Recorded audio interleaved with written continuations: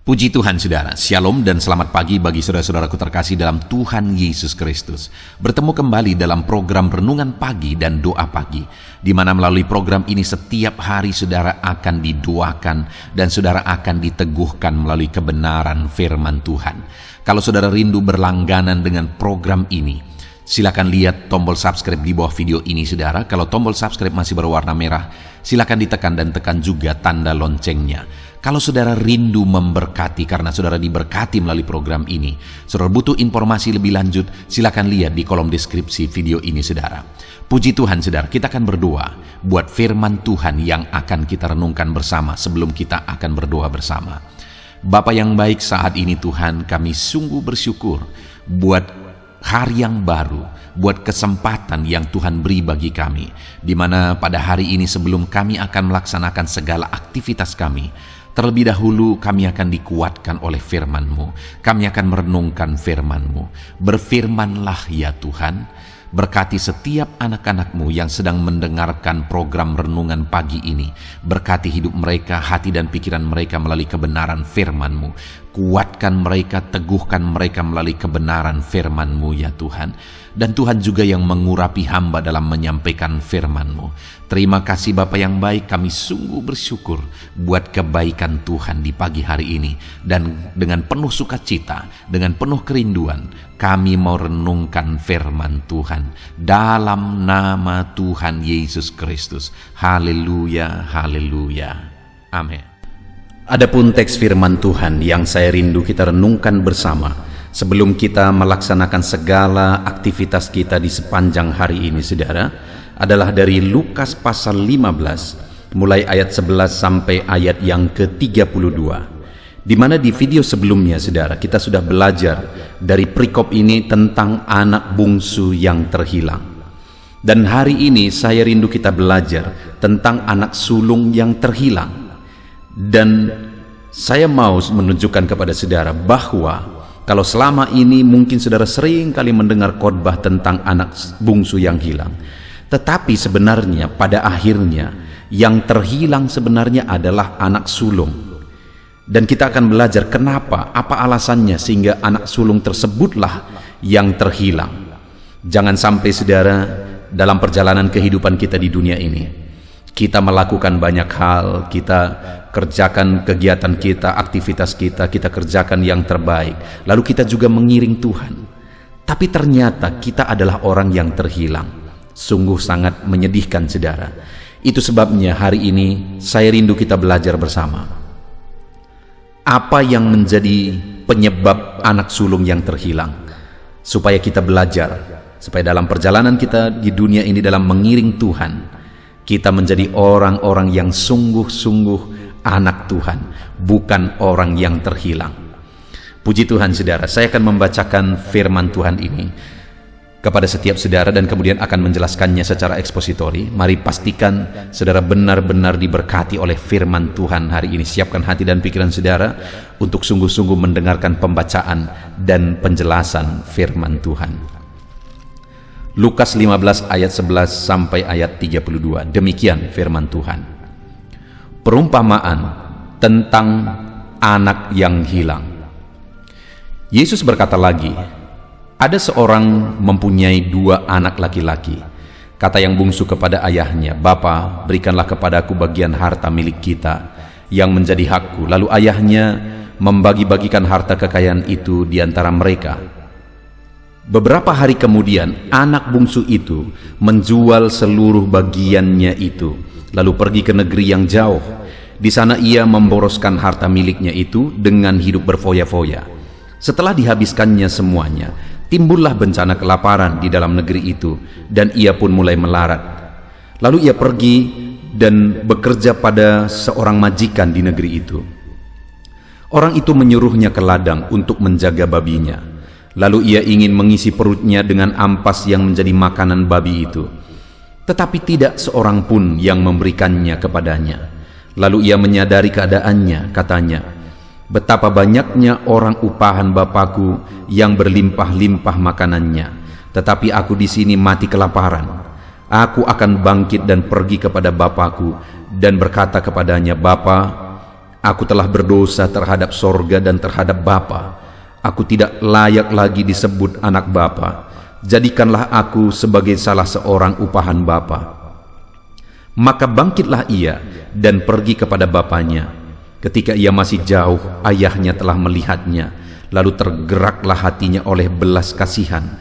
Ayahnya itu berlari mendapatkan dia, lalu merangkul dan mencium dia. Kata anak itu kepadanya, "Bapa, aku telah berdosa terhadap sorga dan terhadap Bapa. Aku tidak layak lagi disebut anak Bapa." Tetapi ayah itu berkata kepada hamba-hambanya, "Lekaslah, bawa kemari jubah yang terbaik. Pakaikanlah itu kepadanya dan kenakanlah cincin pada jarinya dan sepatu pada kakinya. Dan ambillah anak lembu tambun itu, sembelihlah dia, dan marilah kita makan dan bersuka cita. Sebab anakku ini telah mati dan menjadi hidup kembali, ia telah hilang dan didapat kembali." Maka mulailah mereka bersukaria. Tetapi anaknya yang sulung berada di ladang, dan ketika ia pulang dan dekat ke rumah, ia mendengar bunyi seruling dan nyanyian tari-tarian. Lalu ia memanggil salah seorang hamba dan bertanya kepadanya, "Apa arti semuanya itu?" Jawab hamba itu, "Adikmu telah kembali, dan ayahmu telah menyembelih anak lembu tambun, karena ia mendapatnya kembali dengan sehat." Maka marahlah anak sulung itu, dan ia tidak mau masuk. Lalu ayahnya keluar dan berbicara dengan dia. Tetapi ia menjawab ayahnya, katanya, "Telah bertahun-tahun aku melayani Bapa, dan belum pernah aku melanggar perintah Bapa. Tetapi kepadaku belum pernah Bapa memberikan seekor anak kambing untuk bersukacita dengan sahabat-sahabatku. Tetapi baru saja datang anak Bapa yang telah memboroskan harta kekayaan Bapa bersama-sama dengan pelacur-pelacur. Maka Bapa menyembelih anak lembu tambun itu untuk dia." Kata ayahnya kepadanya, "Anakku, engkau selalu bersama-sama dengan aku, dan segala kepunyaanku adalah kepunyaanmu. Kita patut bersukacita dan bergembira karena adikmu telah mati dan menjadi hidup kembali. Ia telah hilang dan didapat kembali." Puji Tuhan, saudara. Di video sebelumnya kita sudah belajar tentang anak bungsu yang terhilang, di mana dia mengalami penderitaan oleh karena dia mencoba mencari kesenangan dunia. Dia meninggalkan bapaknya dan mencari kesenangan dunia, dan akhirnya berakhir dengan penderitaan, berakhir dengan kemelaratan. Kita sudah belajar bahwa jangan sampai kita mencari kesenangan dunia ini dan menjauh dari Bapa di sorga. Tetapi ketika dia bertobat dan kembali, bapaknya menerima dia. Hari ini, saudara, saya ingin kita belajar tentang anak sulung yang hilang. Itulah yang jauh lebih menyedihkan. Saya mau menegaskan kepada saudara bahwa sebenarnya anak sulung inilah yang terhilang sebenarnya. Karena kalau anak bungsu itu memang sempat dia terhilang, tapi kemudian kembali lagi kepada Bapa. Sedangkan anak sulung itu, dialah anak yang terhilang yang sesungguhnya. Mengapa saya berkata begitu, saudara? Saya akan menjelaskan kepada saudara. Di ayat 1 di pasal 15 ini, peristiwanya dimulai dari sana. Para pemungut cukai dan orang-orang berdosa biasanya datang kepada Yesus untuk mendengarkan dia. Jadi pada waktu itu, saudara, ada para pemungut cukai dan orang-orang berdosa yang datang kepada Yesus untuk mendengarkan dia. Mereka mau bertobat. Tapi ayat kedua dikatakan, maka bersungut-sungutlah orang-orang Farisi dan ahli-ahli Taurat, katanya, ia menerima orang-orang berdosa dan makan bersama-sama dengan mereka. Jadi latar belakang dari peristiwa ini semua, saudara, di mana ada orang-orang berdosa, ada pemungut-pemungut cukai yang mau bertobat dan datang kepada Yesus. Lalu kemudian orang-orang Farisi dan ahli Taurat, mereka bersungut-sungut dan protes karena Yesus menerima orang-orang berdosa. Lalu kemudian ketika orang-orang Farisi dan ahli-ahli Taurat itu bersungut-sungut, ayat 3 dikatakan di sana, saudara, lalu ia mengatakan perumpamaan ini kepada mereka. Jadi Yesus kemudian memberikan perumpamaan kepada mereka ketika ada orang Farisi dan ahli Taurat bersungut-sungut oleh karena pemungut cukai dan orang berdosa datang kepada Yesus. Jadi akhirnya diberilah 3 perumpamaan. Perumpamaan pertama tentang domba yang hilang, kedua tentang dirham yang hilang, dan perumpamaan ketiga adalah tentang anak yang hilang. Jadi kenapa ada 3 perumpamaan ini? Karena ada orang-orang berdosa dan pemungut cukai yang bertobat dan orang-orang Farisi bersungut-sungut. Akhirnya diberilah 3 perumpamaan ini kepada mereka. Dan isi dari 3 perumpamaan ini adalah ada sukacita karena apa yang terhilang ditemukan kembali. Lalu kemudian kita langsung kepada perumpamaan tentang anak hilang. Unik sekali saudara, tentang perumpamaan anak hilang ini. Kalau kita merenung, maka sebenarnya anak hilang yang dimaksudkan di sana sebenarnya adalah pemungut cukai dan orang-orang berdosa. Itulah yang bertobat, pemungut cukai dan orang-orang berdosa, dan itulah yang digambarkan sebagai anak bungsu. Anak yang terhilang itu, yang kembali kepada Bapa. Itu menggambarkan pemungut cukai dan orang-orang berdosa. Sedangkan ahli-ahli Taurat dan orang-orang Farisi yang bersungut-sungut itu diwakili oleh anak sulung. Sekali lagi, saya yakin saudara sudah mulai paham bahwa perumpamaan tentang anak terhilang itu, di mana ada anak bungsu dan anak sulung. Anak bungsu yang sempat terhilang dan kembali, itu adalah gambaran pemungut cukai dan orang berdosa, yang Yesus mau menggambarkan bahwa pemungut cukai orang berdosa yang bertobat di ayat 1 itu seperti anak bungsu ini. Mereka terhilang dan ditemukan kembali, didapat kembali, hidup kembali. Sedangkan anak sulung yang bersungut-sungut dan marah ketika anak bungsu itu kembali, itu Yesus buat sebagai gambaran dari orang Farisi dan ahli-ahli Taurat yang bersungut-sungut ketika ada pemungut cukai dan orang-orang berdosa datang kepada Yesus. Jadi saat ini saudara sudah mulai paham ketika saya berkata bahwa sebenarnya anak sulung itulah yang benar-benar terhilang. Kalau saya buat judulnya saudara, maka renungan ini berjudul Terhilang di Dalam Rumah. Kenapa? Karena anak sulung itu menggambarkan orang Farisi dan ahli Taurat. Mereka adalah para pelayan. Mereka adalah rohaniawan-rohaniawan. Tapi kalau kita lihat secara keseluruhan dalam perjanjian baru, mereka itulah orang terhilang. Mereka itulah yang menyalibkan Yesus. Mereka adalah orang-orang rohaniawan yang terhilang sebenarnya. Sekalipun hidup mereka selalu ada di bait Allah, mereka dikenal sebagai orang-orang yang rohani, tetapi mereka adalah orang-orang yang terhilang, dan merekalah yang mengusulkan dan mendorong supaya Yesus disalibkan. Dan di sini anak sulung itu digambarkan sebagai orang Farisi dan ahli-ahli Taurat itu. Dan saat ini saya rindu kita merenung saudara, jangan sampai dalam perjalanan hidup kita hidup sebagai orang Kristen, kita hidup sebagai anak Tuhan. Orang-orang berkata kita adalah anak-anak Tuhan, kita adalah orang-orang yang rajin ke gereja, setia beribadah dan sebagainya. Tetapi jangan sampai kita orang-orang terhilang di dalam rumah. Sama seperti orang Farisi, ahli Taurat itu, rohaniawan tapi sebenarnya terhilang. Jangan sampai seperti anak sulung itu, dia ada di rumah Bapa, tetapi sebenarnya dia terhilang di dalam rumah. Secara singkat saudara, saya ingin kita belajar apa yang membuat anak sulung itu terhilang di dalam rumah. Kita lihat beberapa hal. Kita lihat ayat 28. Maka marahlah anak sulung itu dan ia tidak mau masuk. Lalu ayahnya keluar dan berbicara dengan dia.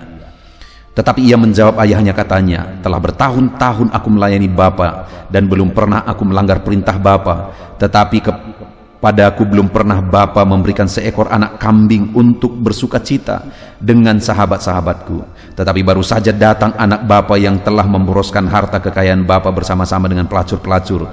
Maka Bapa menyembelih anak lembu tambun itu untuk dia. Lalu lihat saudara ayat yang ke-31, apa jawaban Bapa? Kata ayahnya kepadanya, anakku, engkau selalu bersama-sama dengan aku, Ketika anak sulung itu protes, saudara, Bapa berkata, "Anakku, engkau selalu bersama-sama dengan aku." Yang saya tangkap di sini, Bapa mau menegaskan kepada anak sulung itu bahwa seharusnya kamu menikmati kebersamaan dengan aku, dan kebersamaan dengan aku itu melebihi segalanya. Selama ini anak bungsu itu yang telah pergi meninggalkan aku, dia telah menderita, sedangkan kamu selalu bersama-sama dengan aku. Tetapi faktanya anak sulung itu, sekalipun dia ada di rumah, dia tidak menikmati kebersamaan dengan Bapa. Sama seperti orang Farisi dan orang-orang ahli-ahli Taurat, sekalipun mereka adalah rohaniawan, tapi sebenarnya mereka tidak menikmati kedekatan, keintiman dengan Bapa, sehingga Mesias datang pun mereka tidak sadar. Mesias datang pun pada akhirnya mereka juga yang menyalibkan. Kenapa, saudara? Mereka terhilang karena mereka tidak menikmati kedekatan dan keintiman dengan Bapa. Saudara, jangan sampai saudara disebut anak-anak Tuhan, orang-orang Kristen, bahkan mungkin rajin ke gereja, rajin melayani, tapi saudara tidak menikmati kedekatan dengan Bapa, saudara tidak mengalami keintiman dengan Bapa surgawi, maka sebenarnya saudara adalah orang-orang yang terhilang seperti anak sulung itu. Lalu kemudian yang kedua, jawaban dari bapaknya, "Dan segala kepunyaanku adalah kepunyaanmu."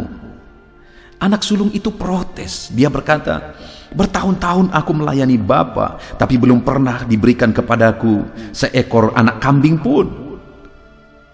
Tetapi jawab bapaknya, "Segala kepunyaanku adalah kepunyaanmu." Artinya apa, saudara? Bahwa anak sulung itu selama ini nggak tahu dan nggak sadar apa yang menjadi haknya sebagai anak Bapa. Itu sebabnya dia terhilang, saudara. Dia sebagai anak, tapi dia tidak sadar dia adalah anak. Dia sebagai anak, tapi dia tidak sadar bahwa jangankan kambing, anak lembu pun dia bisa minta kepada bapaknya. Tapi dia tidak lakukan itu. Kenapa? Karena dia tidak sadar.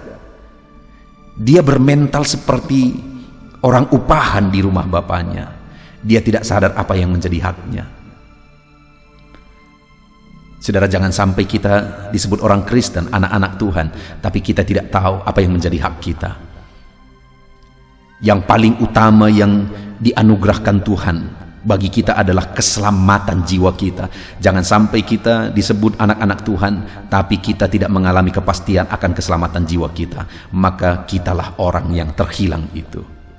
Lalu kemudian yang terakhir, Bapa berkata begini, ayat 32.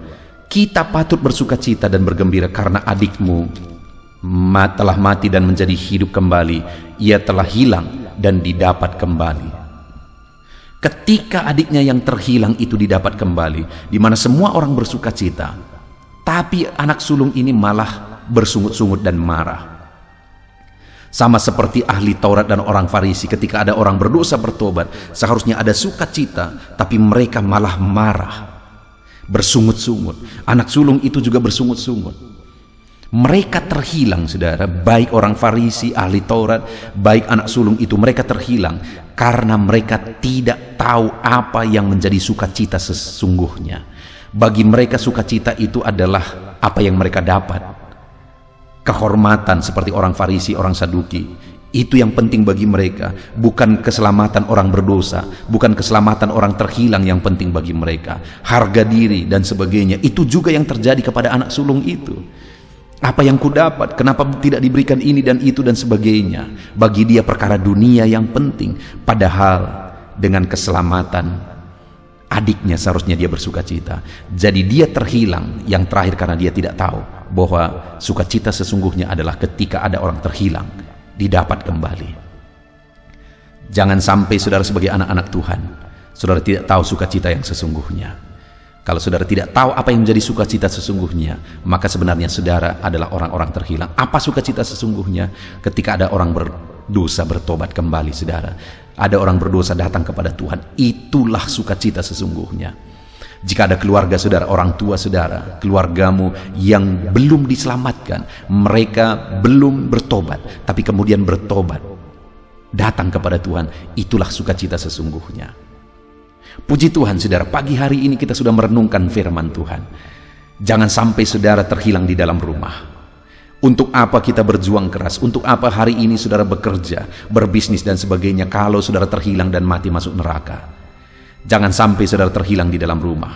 Apa ciri-ciri orang terhilang di dalam rumah seperti orang Farisi, ahli Taurat, dan anak sulung ini? Yang pertama, mereka ada di rumah Bapa, tapi mereka tidak mengalami kedekatan dan keintiman dengan Bapa. Yang kedua, mereka ada di rumah Bapa, tapi mereka tidak tahu apa yang menjadi hak mereka. Dan yang ketiga, mereka ada di rumah Bapa, tetapi mereka tidak tahu apa yang menjadi sukacita sesungguhnya, yaitu ketika ada yang terhilang diselamatkan. Puji Tuhan saudara, biarlah firman Tuhan ini memberkati saudara pagi hari ini. Biarlah setiap kita adalah anak-anak Tuhan yang sesungguhnya, bukan anak yang terhilang. Tetapi kita adalah anak-anak Tuhan yang mengalami keintiman dengan Bapa.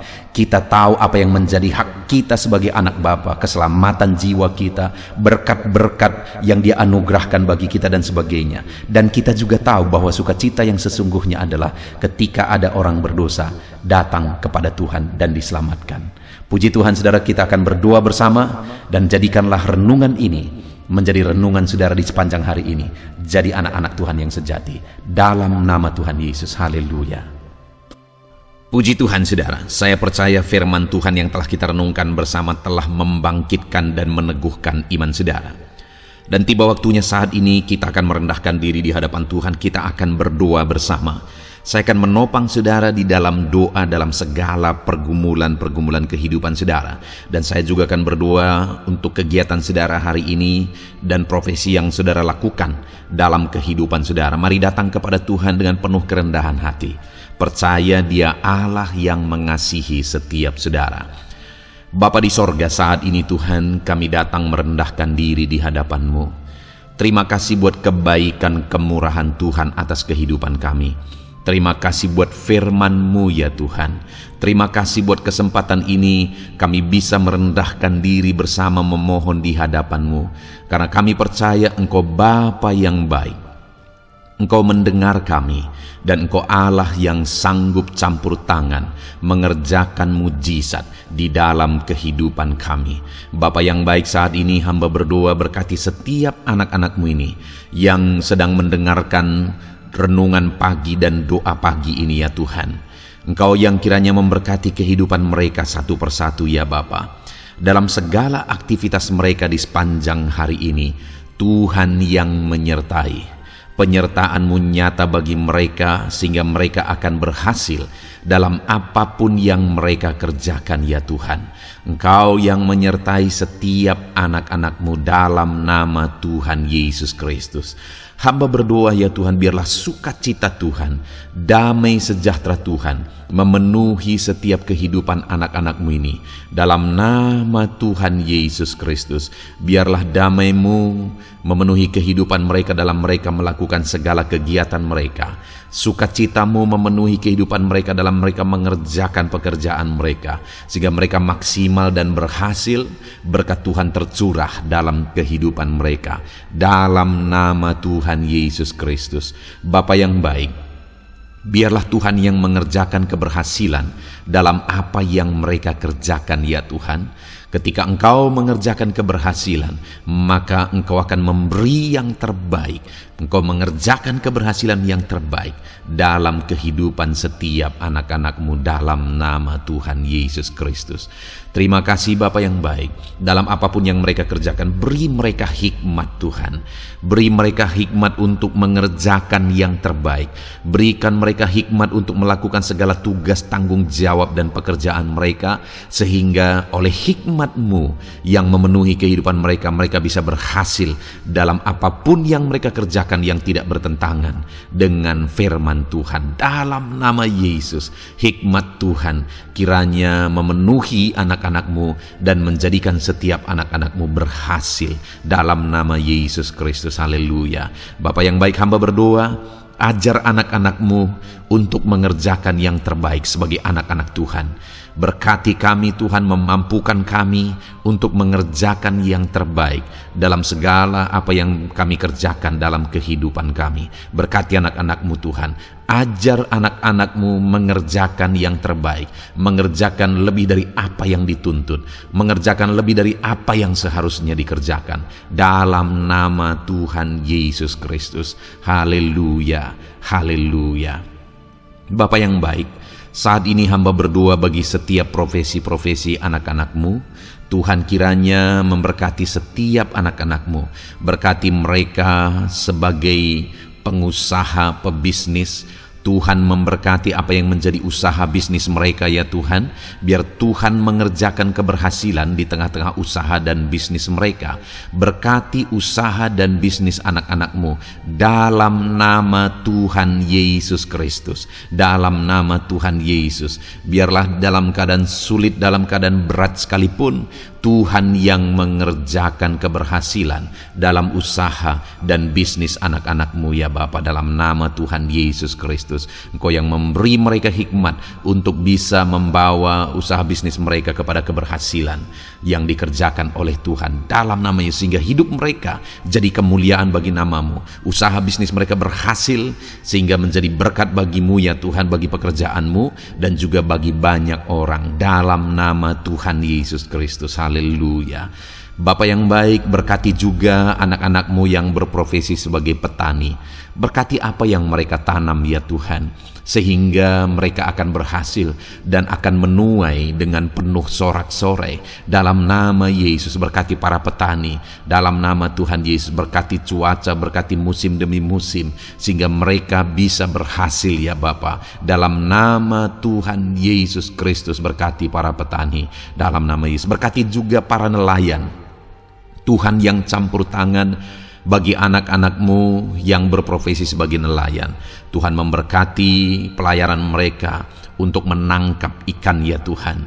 Biarlah mereka bisa berhasil. Tuhan menjaga, melindungi mereka dalam nama Tuhan Yesus Kristus. Dalam nama Tuhan Yesus, berkati semua para nelayan ya Tuhan. Para pedagang juga Tuhan memberkati apa yang mereka perjualbelikan yang tidak bertentangan dengan firman Tuhan. Tuhan kiranya memberkati dalam nama Tuhan Yesus Kristus. Dalam nama Tuhan Yesus, berkati para pedagang dalam nama Tuhan Yesus Kristus. Haleluya, haleluya. Bapa yang baik, berkati juga para buruh.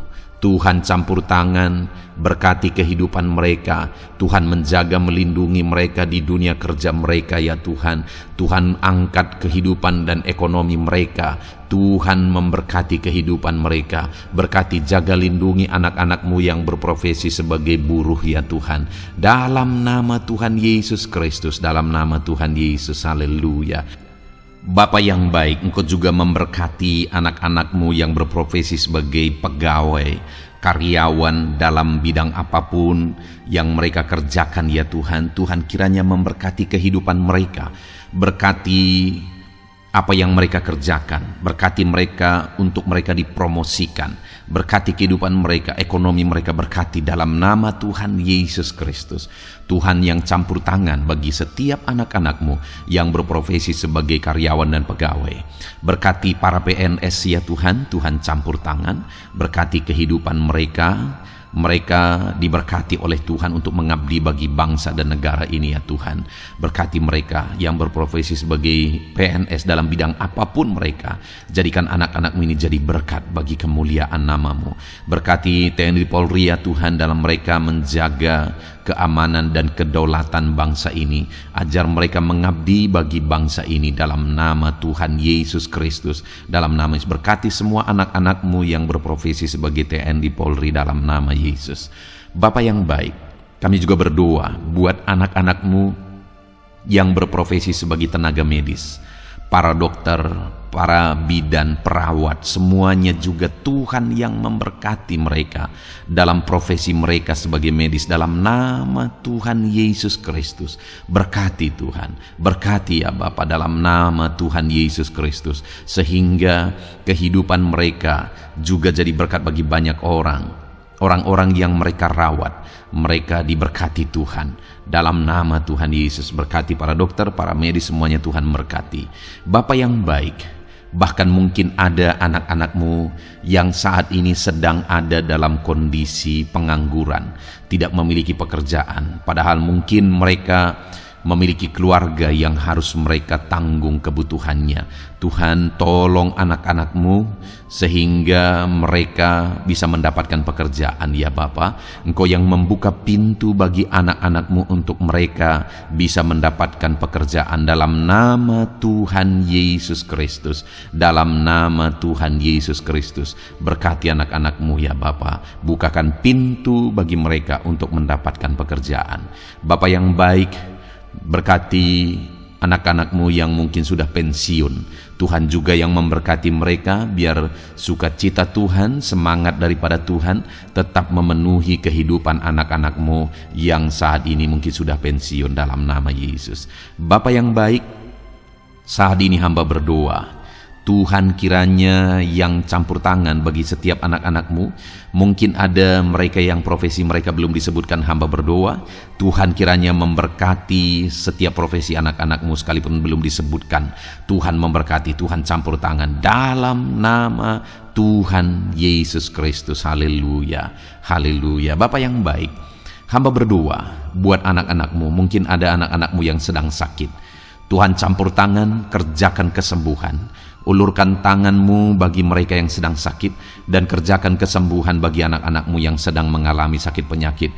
Dalam nama Tuhan Yesus Kristus, nyatakan kuasa-Mu, nyatakan mujizat-Mu, sembuhkan anak-anak-Mu yang sedang sakit dalam nama Yesus. Dan hamba berdoa Tuhan kiranya yang terus memberikan kesehatan bagi anak-anak-Mu dalam nama Yesus, dan beri hikmat bagi anak-anak-Mu untuk tetap hidup dalam gaya hidup yang sehat ya Tuhan, dengan pola hidup yang sehat. Berkati dalam nama Tuhan Yesus Kristus. Haleluya. Bapa yang baik, mungkin ada anak-anak-Mu yang saat ini sedang memikul beban berat dalam hidup mereka. Mungkin ada masalah, persoalan dalam kehidupan mereka. Apakah itu masalah ekonomi, masalah di dunia kerja mereka, atau apapun yang menjadi masalah kehidupan mereka. Tuhan tolong, Engkau angkat segala beban dan masalah persoalan anak-anak-Mu dalam nama Tuhan Yesus Kristus. Tuhan yang mengerjakan pertolongan dalam kehidupan anak-anak-Mu. Bapa yang baik, saat ini hamba berdoa, berkati keluarga-keluarga anak-anak-Mu ya Tuhan, menjadi keluarga yang harmonis, menjadi keluarga yang takut akan Tuhan, menjadi keluarga yang ilahi. Suami, istri, anak-anak semuanya takut Tuhan, dan mereka berfungsi sebagaimana seharusnya di tengah-tengah keluarga. Berkati keluarga-keluarga anak-anak-Mu ya Tuhan, menjadi keluarga yang penuh dengan berkat dan damai sejahtera Tuhan, penuh sukacita Tuhan, dalam nama Tuhan Yesus Kristus. Haleluya. Bapa yang baik, saat ini hamba berdoa, berkati semua anak-anak-Mu, jadikan mereka berhasil dalam semua yang mereka kerjakan dalam nama Yesus. Ajar semua anak-anak-Mu mengerjakan yang terbaik dalam kehidupan mereka dalam nama Yesus. Terima kasih Bapa yang baik. Ini doa kami ya Tuhan, ini seruan kami. Hamba berdoa bagi setiap anak-anak Tuhan, biarlah kuasa-Mu, mujizat-Mu, berkat-Mu melimpah dalam hidup mereka. Jadikan mereka berhasil. Nyatakan campur tangan-Mu dalam hidup mereka. Biarlah anak-anak-Mu bersaksi dalam hidup mereka ketika Engkau menyatakan pertolongan-Mu, berkat-Mu dicurahkan, kasih karunia-Mu dinyatakan di dalam kehidupan mereka dalam nama Tuhan Yesus Kristus. Ini doa kami Tuhan, dalam nama Tuhan Yesus Kristus kami berdoa. Haleluya, haleluya, amin. Puji Tuhan saudara, saya percaya saudara sudah dikuatkan, saudara sudah didoakan, dan saudara sudah mendengarkan firman Tuhan, sehingga saat ini saya percaya iman saudara dibangkitkan, dan percayalah doa-doa kita didengar dan dijawab oleh Tuhan. Puji Tuhan saudara. Kalau saudara saat ini rindu berlangganan dengan program ini, program Renungan Pagi dan Doa Pagi ini, silakan lihat tombol subscribe di bawah video ini. Kalau tombol subscribe masih berwarna merah, silakan ditekan, dan tekan juga tanda loncengnya. Kalau saudara merasa diberkati melalui program Renungan Pagi dan Doa Pagi ini, dan saudara rindu memberkati, saudara butuh informasi lebih lanjut, silakan lihat di kolom deskripsi video ini saudara. Puji Tuhan saudara, mari lakukan yang terbaik dalam kehidupan saudara, dan jadilah saudara anak-anak Tuhan yang berhasil dan diberkati oleh Tuhan. Dalam nama Tuhan Yesus Kristus. Haleluya, amin.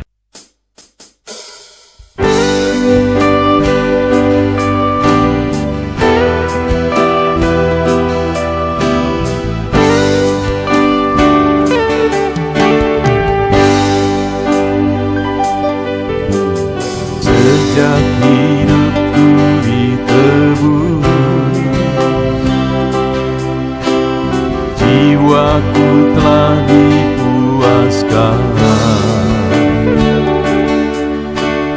oleh nama-Mu yang kudus,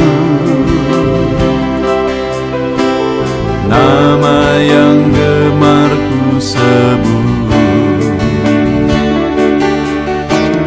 nama yang begitu indah, nama yang sanggup pulihkan, nama yang begitu manis, nama yang sanggup sembuhkan, namanya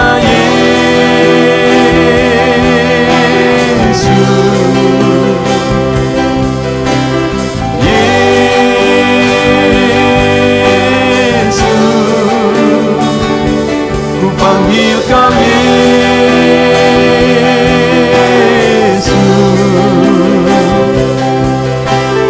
Yesus,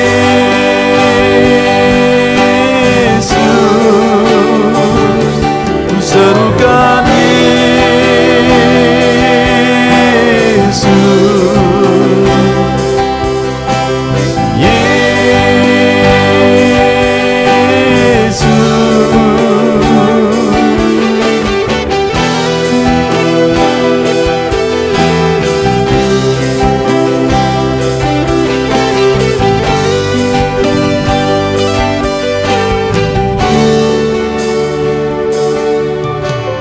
sejak hidupku ditebus,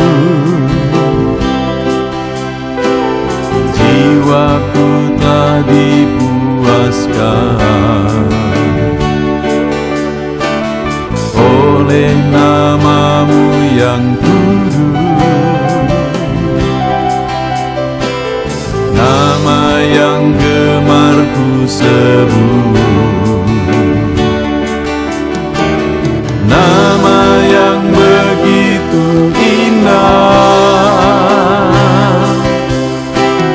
nama yang sanggup pulihkan,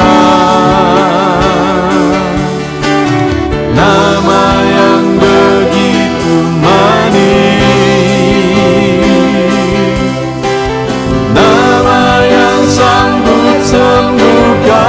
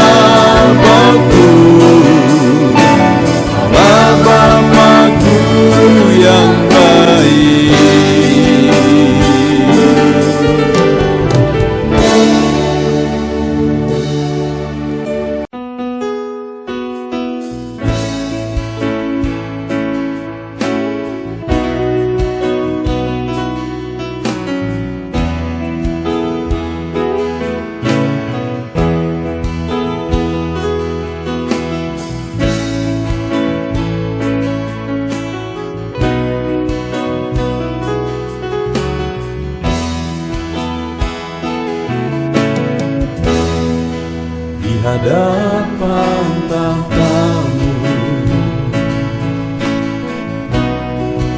ku sujud menyembah-Mu. Ku beri hormat, ku beri syukur bagi kemuliaan-Mu.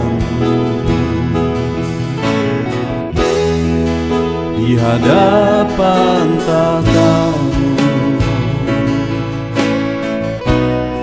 ku bawa hati yang rindu. Penuhilah, puaskanlah dengan Roh-Mu yang kudus. Sembah puji haleluya, sembah tinggikan Kau mulia. Ku beri hormat, ku beri syukur bagi kemuliaan-Mu. Sembah puji haleluya, sembah tinggikan Kau mulia. Penuhilah, puaskanlah dengan Roh-Mu yang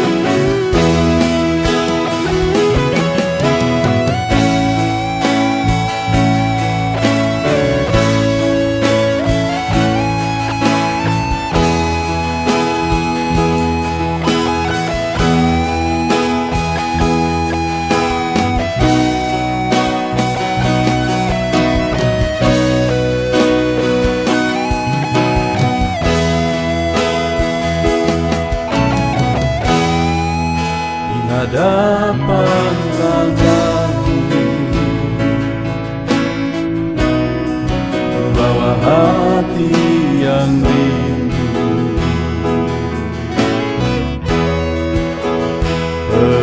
Penuhilah, puaskanlah dengan Roh-Mu yang kudus.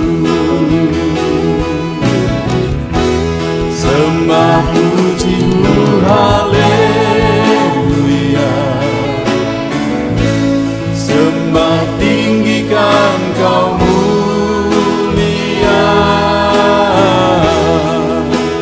Ku beri hormat, ku beri syukur bagi kemuliaan-Mu. Sembah puji haleluya, sembah tinggikan Kau mulia. Penuhilah,